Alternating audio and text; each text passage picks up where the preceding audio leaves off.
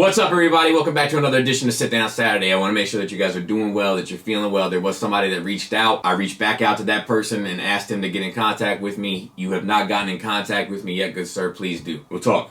If there's anybody else going through it, reach out to somebody. Doesn't have to be me, but I'm here. But reach out. Feel like we're starting to see a little light at the end of the tunnel, but fingers crossed. With that being said, today we are going to talk about the Bumblebee film. I gave you my word, I think over a year ago, that I would go through all these movies. This is the last one on the docket, and we're going to do it. And then we're done. That being said, we have a lot of house cleaning to do this week, so I apologize in advance. We're going to start with the statues video. I did the statues video because we've never addressed them here before. I don't know if anybody on YouTube has kind of looked at the full scope of the history of Transformer statues, and I thought it would be an interesting thing to talk about. There were plenty of people in the comments that let me know that they are not interested in statues. Sorry, but that's what we were going to talk about. Now I'm going to tie this back to another conversation we're going to have here shortly, but let's move on to the Bayverse masterpiece discussion with Dummies. What I find fascinating about that episode is that while we were supposed to talk about the toys and why we kind of moved there as a fandom, and the Dummies end up talking about their feelings regarding the movies, I tried to focus that conversation in the editing to move more linearly along the lines of the toys, but we keep going back to the movies. And what's funny is in the comments, it does the same thing. A lot of people talk about the movies and whether or not the movies revitalized the franchise and all that, and nobody said that they didn't. That's not the conversation that we were trying to have. The conversation is about G1. That is the conversation. It's just the negative space of it at the moment. So it's why third-party companies have moved away from G1 and moved into, largely regarding masterpieces anyway, the more Bayverse stuff, for better or worse. And there are people that have acted like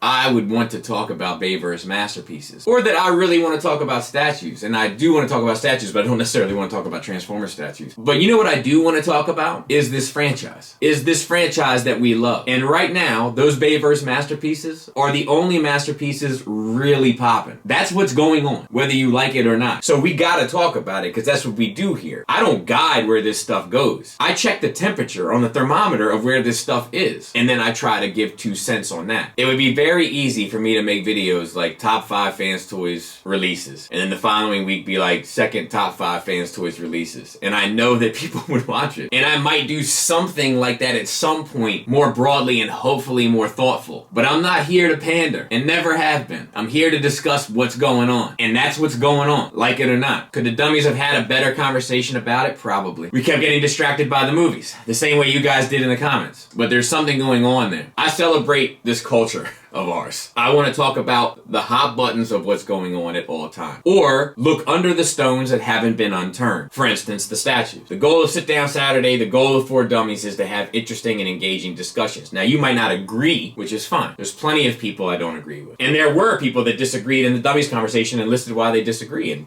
I get it. I understand their perspective. I still disagree with them, but at least I get where they're coming from. But I don't think poorly of them. I don't need to personally attack them or assume that they know less than I do. If you're the type of person that assumes that someone else knows less than you, you and I are not the same. Now, let's get off of that. Let's address the last thing, which was the Grasser review. A lot of people asking if I was interested in buying them and, you know, whatever, and the answer is no. I have 2 sets of Dinobots, and honestly, that's more than enough for a G1 masterpiece representation. If I was to get another set of Dinobots, it would be something different. Maybe IDW, maybe Legends, maybe Dreamwave, maybe War Within, maybe, you know, something that wasn't the same thing, right? Because it starts to just become too much of the exact same thing, and that doesn't hold a whole lot of interest for me. I'm always down to buy another set of Dinobots, just not another set of G1 Masterpiece Dinobots. But it is a great figure. And a lot of people say, like, look, it won't match the rest of my collection. Dude, I totally agree. Totally agree. And I probably wouldn't buy it for the exact same reason, unless I was a huge fan of that character and I wanted it as like a standalone thing, you know? Because it is a wonderfully, masterfully painted thing. And therapeutic for me, but the Patreon folks know what I'm talking about there. And with that, I think we could put our dustpan and mop away. Alright, so let's get into it, and let's start with a bit of a plot overview, and then we'll get into our inverted compliment sandwich, and then we'll talk about the timeline. There's something else we have to talk about, and then we'll get out of here. I'm saving that little bit for a special little moment at the end. Let's begin. So, it opens up on Cybertron. We get to see all those great Cybertronian versions of these characters, and the Great Bee speaks. They establish him a bit here as a badass warrior. I think that becomes important later on. Cybertron eventually eventually falls, escape pods are sent out, and Optimus sends B off planet to Earth, where he lands in the middle of a military operation. We see Hummers that are dated properly and all that, which is kind of interesting. He ends up fighting Blitzwing, which we all know can't be Starscream. We'll get back to that later. And in the midst of that fight, Blitzwing disables his speech. B kills Blitzwing, but in the process of the fight, his memory cells fail. He finds a Volkswagen Bug, or Beetle, and we enter the female lead, Charlie. She's a troubled teen in the midst of a bad marriage. Unlike Clarence. Clarence's parents had a real good marriage. She works at the fair, she's relatively miserable, but she's also a mechanic. There's two Decepticons trying to find her, and in the midst of that, they kill off Cliffjumper. And Cliffjumper doesn't snitch. I love that about his character here. Unlike Tekashi 69, who definitely did. Meanwhile, Charlie makes a deal with a mechanic shop owner who she has a bit of a relationship with in a family sense, and tries to strike a deal that if she can get the car started, it's hers, and he gives it to her. And it's a very good and heartwarming moment. In my opinion, they try for this an awful lot in this film. I'm not sure if they land it all the time, but this one did land for me. She continues to work on him, he transforms in the garage, she names him Bumblebee, and the beginning of their relationship starts to take shape. Meanwhile, the Decepticons fool the human army to be peacekeepers, and as a result gain access to all of the human satellite and tech. Meanwhile, Charlie lets her friend in on the B situation, and B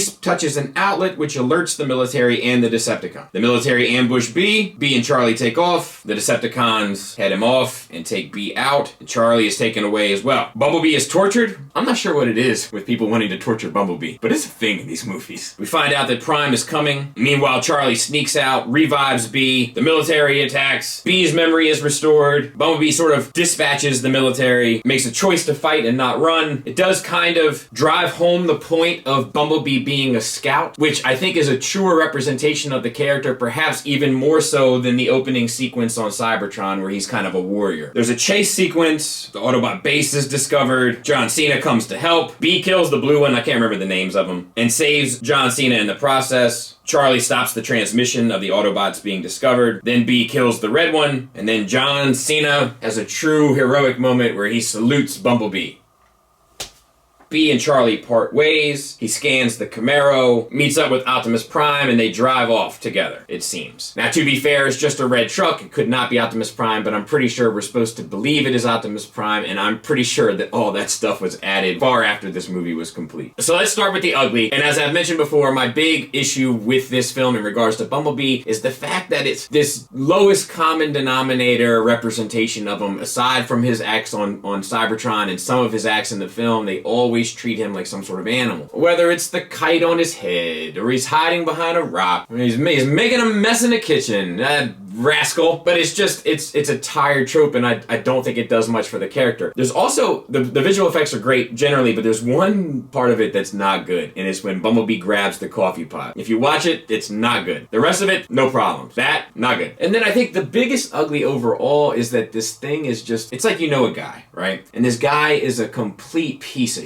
you know, just a terrible, terrible human being. And he has a son. And you want to give the son a fair shake. But you know the family tree that he comes from. You're curious how far that apple could have truly rolled away from that tree. There's DNA in there that you can't separate. But you want to give him a fair shake. And that's kind of one of the ugly things that this film has to kind of face as a challenge. But there is good here. And perhaps more good than we've seen in most of these films. It has a solid, cohesive story. It doesn't get too lost in 5 or 6 different plot threads. It stays pretty focused and intent on the characters it's meant to follow. I can't stress enough, but it makes the movie more enjoyable to watch than most of the others. The music and soundtrack is outstanding. Now, I say that to say this, I'm a child of the 80s, so of course it's plucking on my nostalgic heartstrings. But guess what? It worked. The acting is pretty good across the board, and it's not played in a kind of tongue-in-cheek, I'm in on the joke way. It's kind of played straightforward, with the exception of John Cena, who's not a good actor, but the rest of them, they do a pretty decent job, especially Charlie. Like, I totally believe her. And it never seems like a nod and a wink to the audience. It seems like we're meant to believe the story is happening and the characters believe it in universe. The effects look great, with the exception of that coffee pot. All the effects look fantastic. And there are some emotional beats here. There is some heart in this story, which some of the other ones lack. There's heart with Charlie and getting the car, Charlie and her family, B and Prime, Cliffjumper. Like, there's some heart in this story, and it shows, and I'm not oblivious to it. And I dig that. I'll tell you another great thing about about it, my kids loved it. And they haven't liked any of these movies, but they enjoyed this one. I'm sure that there's a young female lead that didn't hurt. I'm sure that it's a simple story to follow that